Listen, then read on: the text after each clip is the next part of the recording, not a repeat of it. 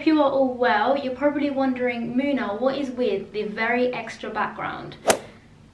No reason at all. It's just that it's Friday and that's really the only reason why. I just thought, let me just do something different. Let me zhuzh it up a little bit.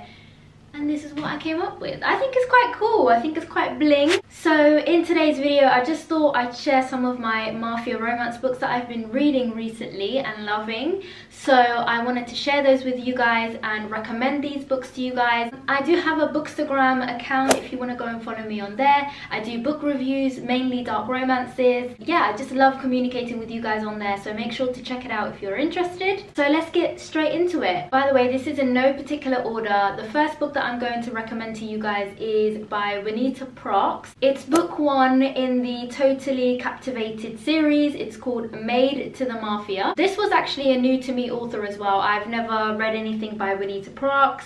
I really enjoyed this book. It was super fast paced. It literally was not long at all. I flew through this. The one thing that really sticks out to me, and the reason why it's on my list right now, is because it's very different to other Mafia books that I've read.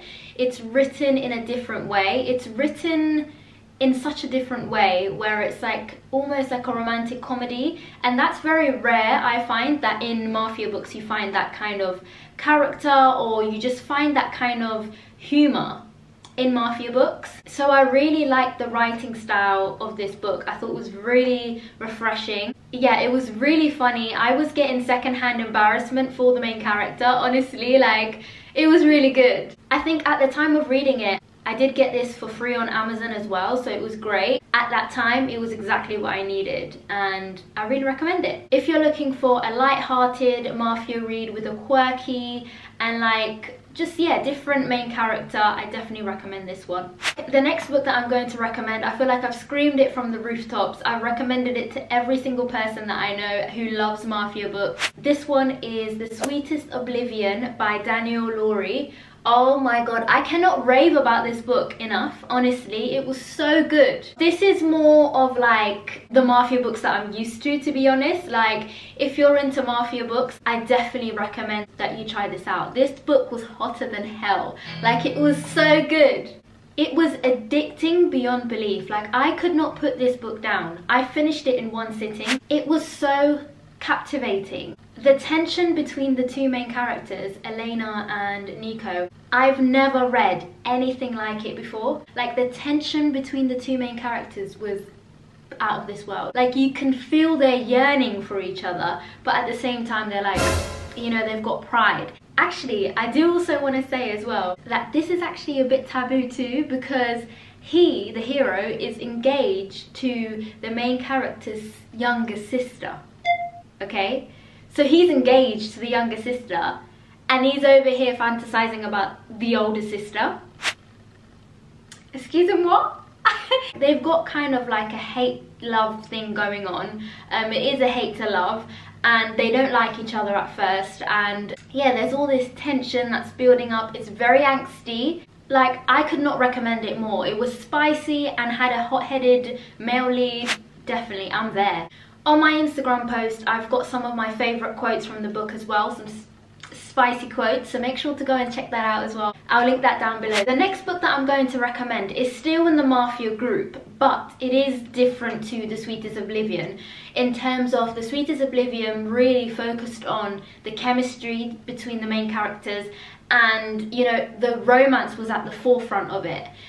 Whereas this book that I'm going to recommend now, The Bloody Bride by Bree Porter, I felt like that one focused more on the action, the Mafia side of things, the, you know, thrilling aspects of it, the nitty-gritty, the gore. It was a lot more action-packed. So if you're not looking for like the romance aspect, and you just really don't want much romance in your book, but you want to get into the Mafia genre, then I definitely think that you should check out The Bloody Bride. For me personally, I love the Mafia books that focus on romances, or have, you know, a good chunk of the book is about romance, you know.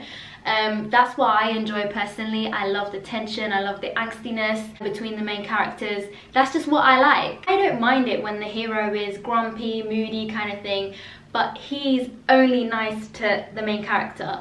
or the fact that, you know, maybe he starts off that way, but he progresses into becoming, you know, more open with her, he falls in love with her, things like that. That's what I prefer in these Mafia books. But with The Bloody Bride, that wasn't always the case. He, from the beginning to the end, right at the end, you did sort of get like a sense of them coming together. But throughout the entire book, they were like rocky, really rocky. I will give it this, it was action-packed. You know how people are like, you imagine things when you're reading, you see it play out like a movie, and I'm like, yes. One of the scenes in this book, really off the bat, like the first chapter has you hooked, because it straight away puts you in a bloodbath. Like, it literally puts you in the middle of a war zone, and you're like, whoa, I was not ready for that. And I really enjoyed it. Like, I was like, oh my gosh. And the description and the way it was written, oh my god, it was just like a movie was playing in front of my eyes. I don't even think I was reading the page anymore. I was reading. Your mind wanders, but you're still reading, but you're seeing what is there. Do you know what I mean? Is it just me? I don't think it's just me. This is about a girl who, you know, has been sort of molded her whole life into becoming like the perfect wife, the perfect girl kind of thing. Her manners and her behavior, you know, she never goes outside of the box. She's always expected to behave a certain way and be a certain way. And she's, you know, embraced that. She's become that as well, when truly she's not like that, but she's morphed into this character that she plays now. She's arranged to be married, and she gets married to this very ruthless man, mafia man. And he's known for being like the godless, and he's known for being ruthless and a killer and all of this. She has to adapt in living in his world. So she's gone from being sheltered by her father to being thrown into this mafia wife situation, and she has to like ward off her father-in-law. She has to keep fighting with her brother-in-law and her granddad-in-law. I don't even know what you call it, but the granddad is like the don of all dons. So she needs to like have a backbone and like proper, you know, put a face on and like face all of them sort of thing. So she needs to find her inner strength, and this book was all about that. That was the focal point of it. It wasn't romanticized at all, I don't think.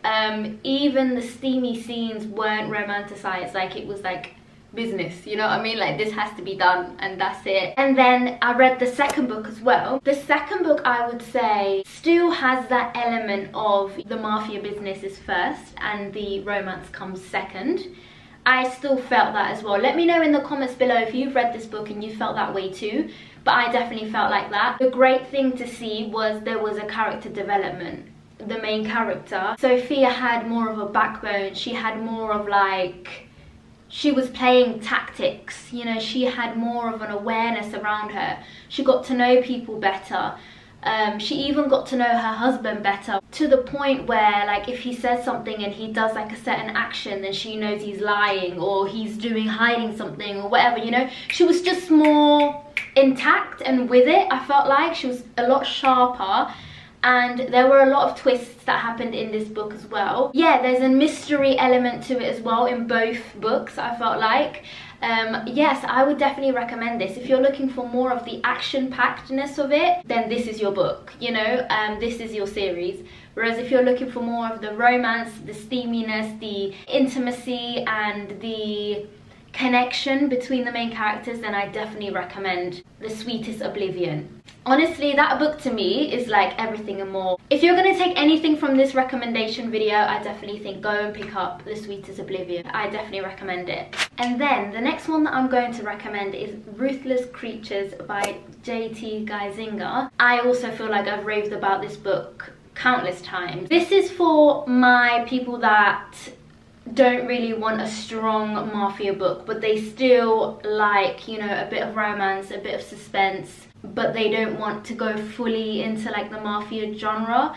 then I would definitely recommend this. From what I can remember, I don't remember this being like a full-on Mafia book. I don't think it was. For me, it was more of like a romantic suspense. So I definitely recommend it if you're not really that into Mafia books or you're trying to dive into that genre, then I definitely recommend this one. So this one's basically about Natalie, whose husband 5 years ago disappeared, like left her on her wedding day. He humiliated her, he just left her, and she has no contact with him. She doesn't even know if he's dead or alive. And for 5 years, she's basically like, hasn't been herself. She's literally just been a shell of herself, hasn't been, you know, living her life to the fullest because she's just like sort of in a dark place, right? And then in comes Cage, her new sexy neighbor, and he just complete, like the connection that they have, woo, it's completely out of this world. Like the romance in this was explosive, like the spicy scenes. JT, Geisinger, she knows how to write steam, because this right here was steam. Oh my god, this was spicy. But yeah, so Natalie is really drawn to him, and yeah, little does she know that he's part of a organized crime. Little does she know what he does in his spare time. He's not so good after all, is he? But yeah, it was really, really good. I really enjoyed it, and the second book is coming out in June, I believe, so I'm really excited.